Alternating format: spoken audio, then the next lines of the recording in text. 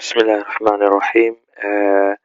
Maanta waxaan qaadanaynaa geometry waxay u qaybiyaan labo, vinklar iyo triangular bay u qaybiyaan. Laba tusaalaan ku haysanaa.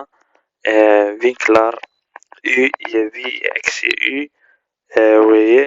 V iyo x iyo waa sama.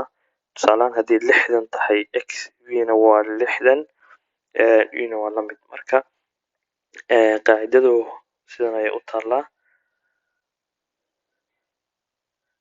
Plus v lika med 180 grader. Marka u iyo v haddii la isku daro waxay isku noqonaysaa 180 grader. Marka v lika med x lika med u. Marka qaacidada sidan ayay taalaa. V waxay la mid tahay x, x-na waxay la mid tahay u. Marka cagsigana waa dhihi kartaa u lika med x v. Triangular sida u taqaaniin red winkliga triangle iyadu waxa waaye